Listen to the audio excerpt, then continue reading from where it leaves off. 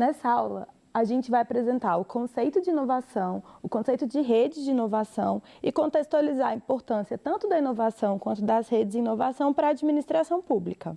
O século XX foi marcado por um intenso processo de transformações políticas, sociais e econômicas, o que refletiu no processo de reorganização do papel do Estado e da administração pública. A gente observa, principalmente ali do pós-guerra, que algumas questões básicas de acesso à saúde, educação, saneamento, via de regra, principalmente nos países mais desenvolvidos, começaram a ser resolvidas, né? A gente passa, os governos e as agendas de políticas públicas conseguem resolver essas questões.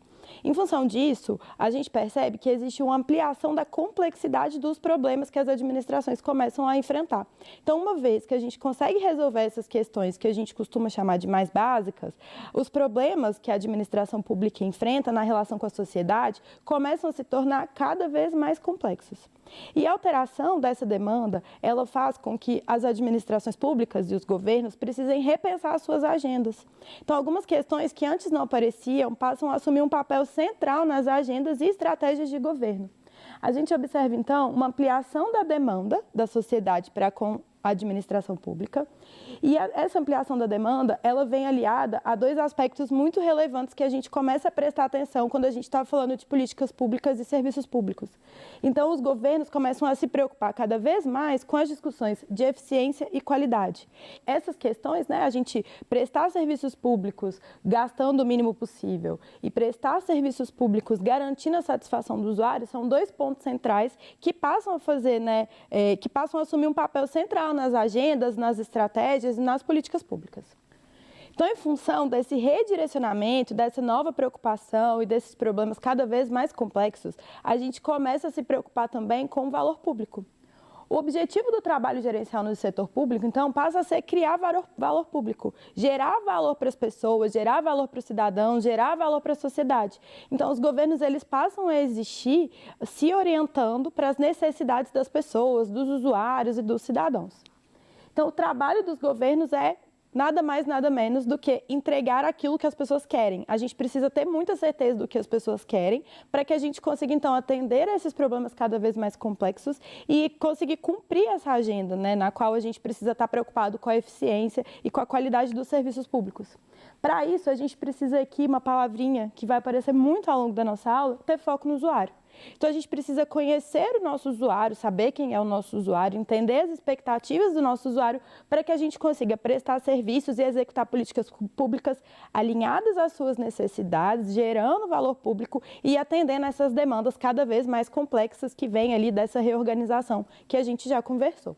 E como que a inovação se situa nesse contexto, né? Então, a gente está falando de problemas complexos, de eficiência, de qualidade de serviços, de valor público.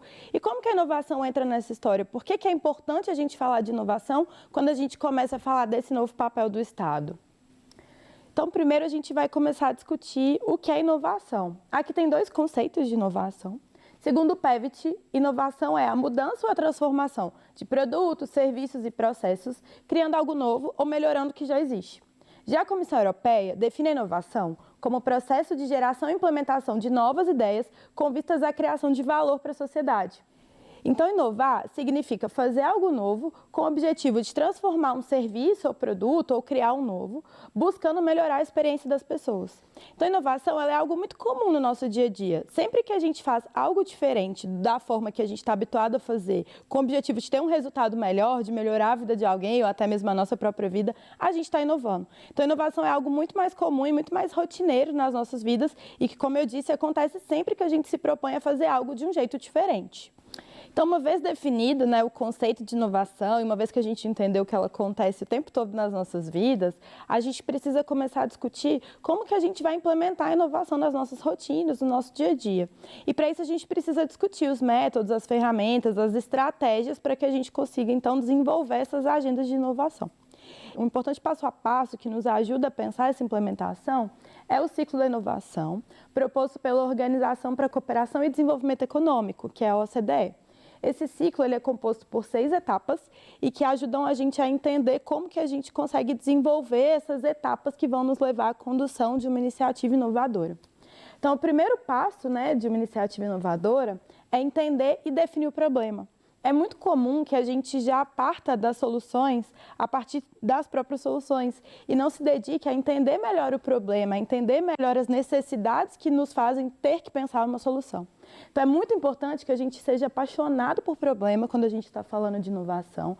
E é muito importante que antes da gente partir já desenvolvendo uma ideia, a gente volte um passo atrás e volte no problema e tenha certeza de que aquele problema, de fato, é o que a gente está se propondo a resolver e entenda as necessidades das pessoas envolvidas naquele problema. Então, o problema a gente investiga. A gente precisa investigar esse problema, ter esse olhar no problema para a gente garantir que a gente está resolvendo uma questão que realmente é entendida enquanto um problema pelas pessoas afetadas.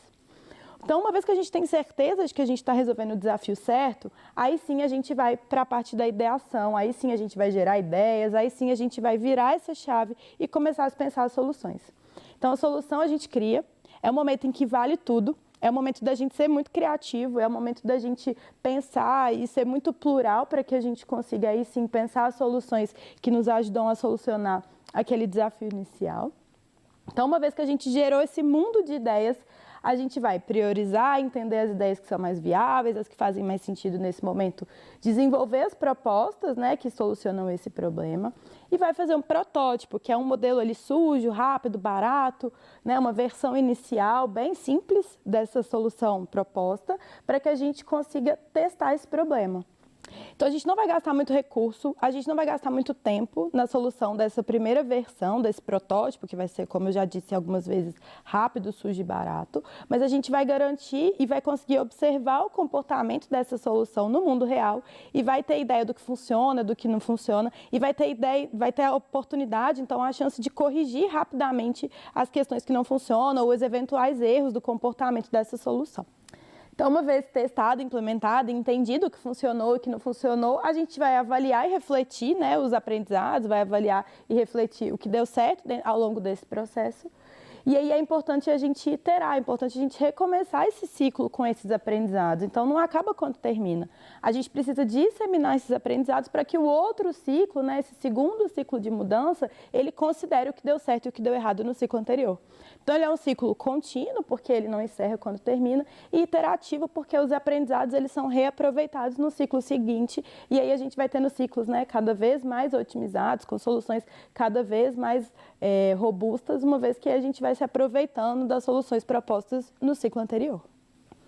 Então, uma vez, né, discutido o ciclo da inovação e a gente entendendo como que a inovação pode ser desenvolvida na prática, a gente vai entender os tipos de inovação.